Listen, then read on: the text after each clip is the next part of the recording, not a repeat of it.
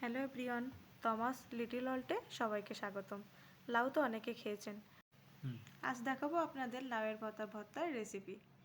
তাও ফার্স্টে আমি লাউ পাতাটা সুন্দরভাবে পরিষ্কার করে নিলাম। নিয়ে দেখেন লাউয়ের পাতার যে একটা ডাঁড়ি থাকে আঁশ মতো, এটা আমি ছুরির সাহায্যে টেনে নিলাম। আপনারা চাইলে বটি দিয়েও টেনে নিতে পারেন। এবার সুন্দর করে লাউয়ের পাতার পিছনের যে একটা থাকে ওটা আমি কেটে নিচ্ছি। নিয়ে তারপরে আমি কুচি কুচি করে নেব। দেখেন আমি যেভাবে কুচি কুচি করে নিচ্ছি এভাবে আপনারাও কুচি কুচি করে নেবেন। এবার লাউয়ের পাতা ভর্তার সাথে আপনি চিংড়ি মাছটা অ্যাড করবেন। চিংড়ি মাছটা অ্যাড করলে যে কোনো ভর্তার স্বাদটাই দ্বিগুণ বেড়ে যায়। আমার কাছে চিংড়ি মাছটা নেই আমার হাতের পাশে, এই জন্য আমি চিংড়ি মাছটা অ্যাড করতে পারছি না। আপনারা চিংড়ি মাছটা অ্যাড করে চিংড়ি বেটে নেবেন, দেখবেন রেসিপিটা আরও খুব সুন্দর হয়, মানে ভর্তার রেসিপিটা। দেখেন সুন্দরভাবে আমি কুচি কুচি করে নিচ্ছি। নেওয়ার পরে আমি একটি কড়াই নেব। কড়াইটি আমি অবশ্য আগে থাকতে গরম করে নিয়েছি। এবার নেওয়ার পরে দেখেন আমি কোনো কিছু অ্যাড করছি না, জাস্ট শুকনো কড়াইতেই আমি কুচি কুচি করা লাউ পাতাটি তুলে দিলাম। দেওয়ার পরে এতে আমি কয়েক টুকরো কাঁচামরিচ অ্যাড করব। আপনারা চাইলে যারা লঙ্কা একটু বেশি পছন্দ করেন তারা একটু লঙ্কাটার পরিমাণ বেশি দেবেন। এবার দেখেন আমি কয়েক টুকরা রসুন অ্যাড করছি।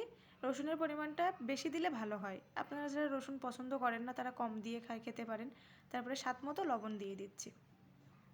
দেওয়ার পরে আমি কিছুটা পরিমাণ জল অ্যাড করব সেদ্ধ করার জন্য। দেখেন জলটা দিয়ে দিলাম। দিয়ে দেওয়ার পরে আমি ওরা ঢাকনা দিয়ে দেবো।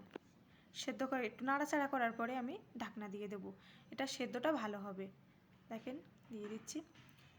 লাউর পাতাটি স্বাস্থ্যের লাউ শাকটি লাউর পাতা লাউ শাক যেটাই বলেন আপনারা, এটা কিন্তু শরীরের জন্য খুবই একটা উপকারী খাদ্য। দেখেন আমি রেখে দিলাম। ঢাকনাটা কিছুক্ষণ পরে আমি তুলে নেওয়ার পরে দেখেন জল বের হয়েছে।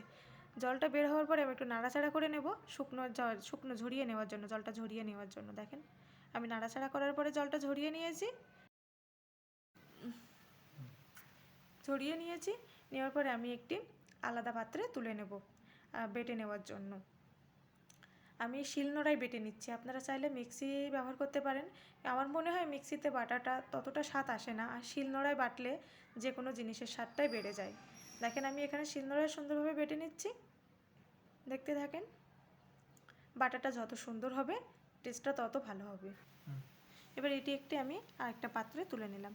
নিয়ে একটা গরম কড়াই বসিয়ে দিলাম, তাতে কিছুটা পরিমাণ তেল অ্যাড করলাম। দেখেন তেলটা আমি অ্যাড করার পরে ওই যে বেটে রাখা অংশটি ওই তেলের মধ্যে দিয়ে দিলাম, গরম তেলের মধ্যে। তারপরে নাড়াচাড়া করে নেব। নাড়াচাড়া করে নিচ্ছি সুন্দরভাবে। দেখেন না এতে এতে মানে একটু জল থাকে, এটা সুন্দরভাবে আপনারা নাড়িয়ে জলটা ঝরিয়ে নেবেন, তাহলে ভর্তার টেস্টটি আরও খুব সুন্দর হয়। নামানোর পরে আমি একটু এখানে সরিষার তেল অ্যাড করলাম। সরিষার তেলটা অ্যাড করলে সুন্দর একটা ফ্লেভার আসে। যারা এখনও সাবস্ক্রাইব করেননি তারা আমার চ্যানেলটি সাবস্ক্রাইব করে দেন, আমার পাশে থাকুন এবং কমেন্টে জানাবেন কেমন হয়েছে।